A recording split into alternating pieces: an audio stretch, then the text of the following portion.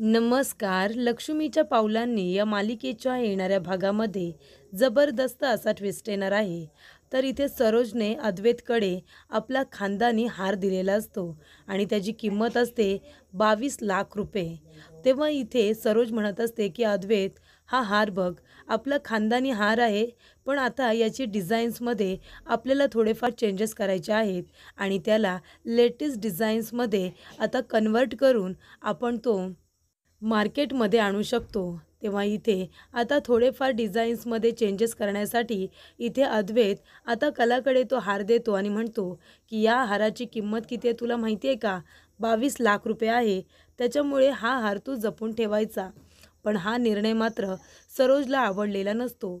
सरोजला असं वाटत असतं की अद्वैतला दिलेली जबाबदारी ती खूप मोठी जबाबदारी आहे आणि ती अद्वैतने या कलाला कशी काय दिली? एवढा मोठा खानदानी हार त्या कलाकडे कशाला द्यायचा? मात्र त्या हारावरती नजर आता नैनाची असते आणि नैनाला तो हार चोरायचा असतो. आणि तेवढ्यातच इथे चांदेकर मॅन्शनमध्ये खूप मोठा धमाका होतो. हार चोरीला जातो.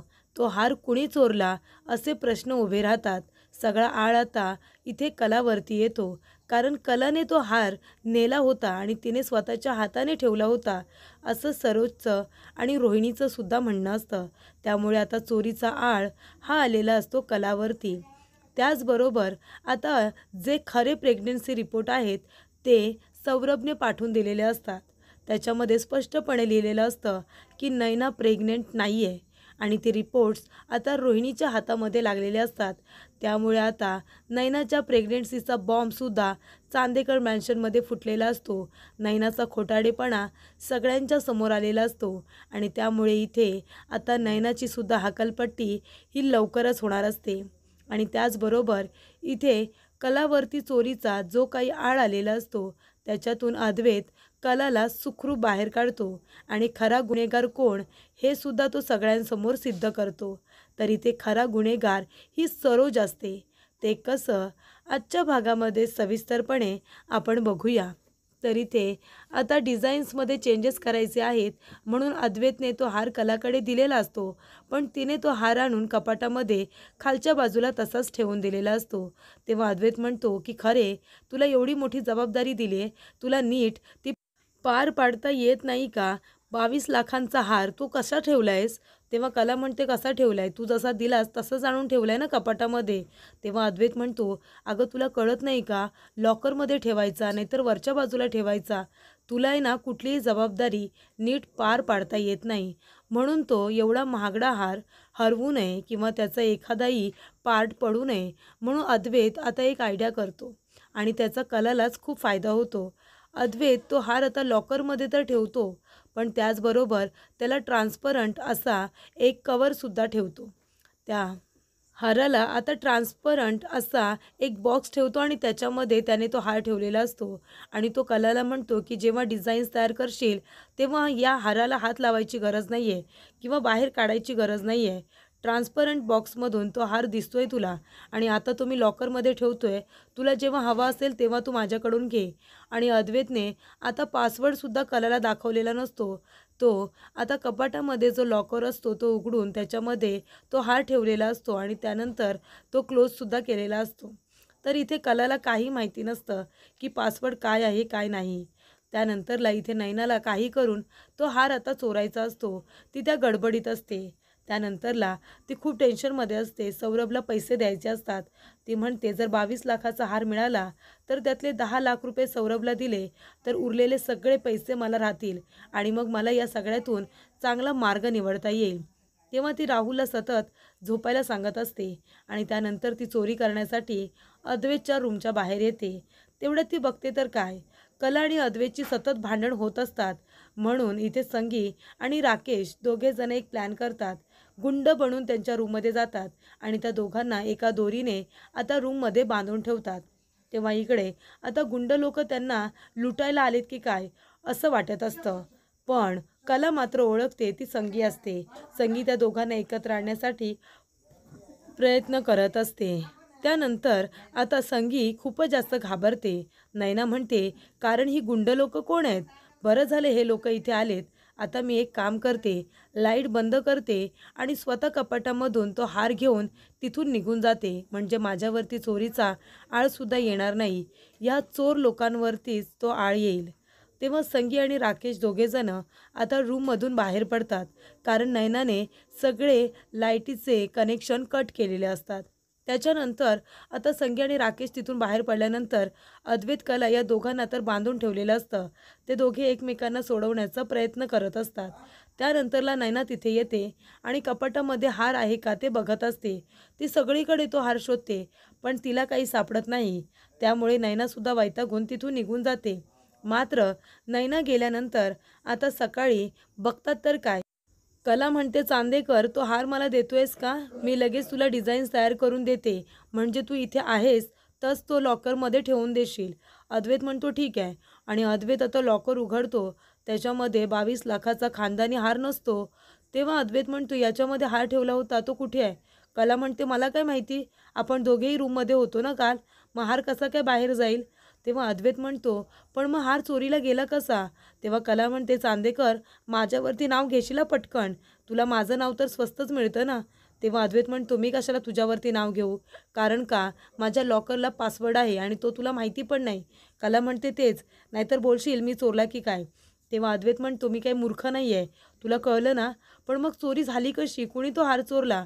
तेव्हा नैना म्हणते, मी तर चोरी करायला गेले होते, तेव्हा तो लॉकर माझ्याने उघडलाच नाही, कारण त्याला पासवर्ड होता. मग हार कुणी चोरला असेल?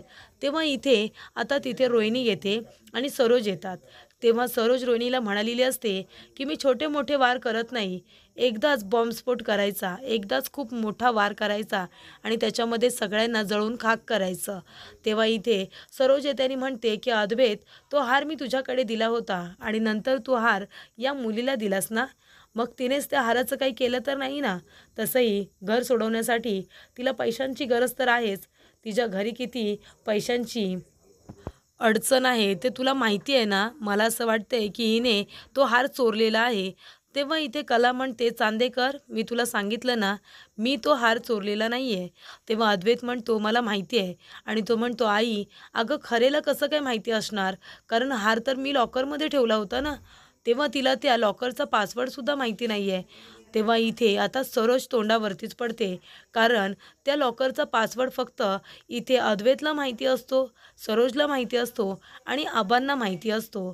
त्यामुळे इथे आता कला म्हणते की बरोबर बोललात चांदेकर, मला तू पासवर्ड सांगितलेलं सुद्धा नाही आहेस, मला माहिती पण नाही की त्याचा काय पासवर्ड आहे, तू तर क्लोज करून ठेवला होतास. तेव्हा अद्वैत म्हणतो, आणि मग त्याचा पासवर्ड जर कुणाला माहिती नाही आहे तर चोराला तरी कसं काय कळलं?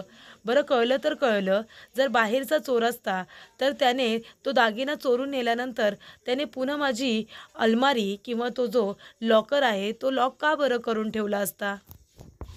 तर माझा लॉकर ओपन करून त्याच्यातून हारसुद्धा काढून घेतला आहे आणि नंतरला तो लॉकसुद्धा करून ठेवला आहे. हे सगळं कुणी केलं असेल? तेव्हा सरोज म्हणते, आता ते मला माहिती नाही, पण मला या मुलीवरती संशय आहे. नाहीतर एक काम करा, तिने चोरला असेल आणि तिच्या आईकडे दिला असेल ठेवायला, त्यांच्या बॅगा वगैरे चेक करा. तेव्हा इथे आता अद्वैत म्हणत असतो, पण आई, अगं तो हार त्यांच्याकडे जाईलच कसा?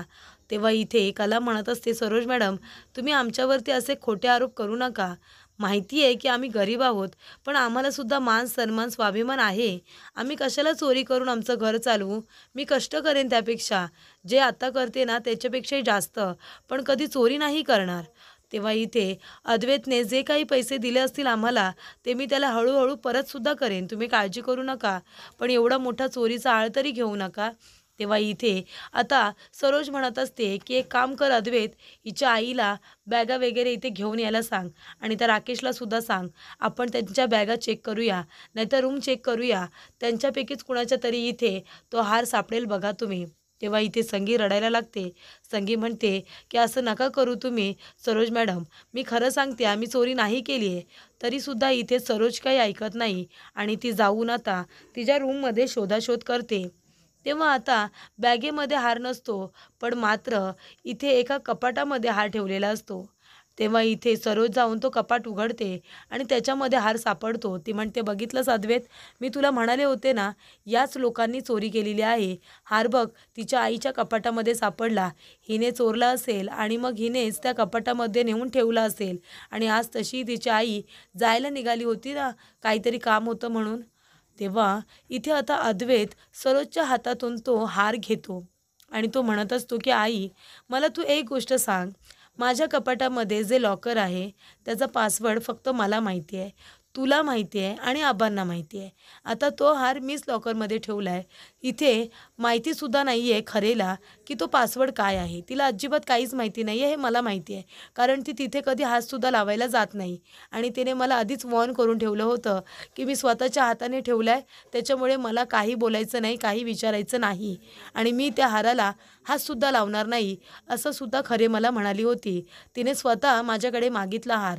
जर तसं असतं तर तिने माझ्याकडे का मागितला असता? तेव्हा इथे आता अद्वैत म्हणतो, की "आई, तूच मला सांग, मी हार काढलेला नाही आहे, आबावरती आलेले नाही आहेत, मग तो हार कपाटातून काढला कुणी?" तेव्हा सरोज म्हणते, "मला काय माहिती? तू मला का प्रश्न विचारतोयस? तुला काय वाटतंय, मी तो हार काढला का तिथून?"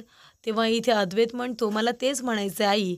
हार तू काढलास आणि तूच त्या कपाटामध्ये नेऊन ठेवला होतास ना?"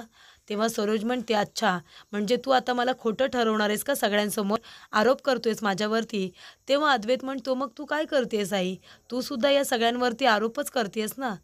त्यामुळे इथे अद्वैतने आता सिद्ध केलेलं असतं, की खरे कधीच चोरी करणार नाही. माझा तिच्यावरती पूर्ण विश्वास आहे आणि तिच्या फॅमिलीवरती सुद्धा. ते लोकं चोरी वगैरे अजिबात करत नाही. कारण पासवर्ड त्या लोकांना माहितीच नाही आहे, तर चोरी कोण करणार? कदाचित मीच तो हार काढला असेल आणि तिथे ठेवला असेल.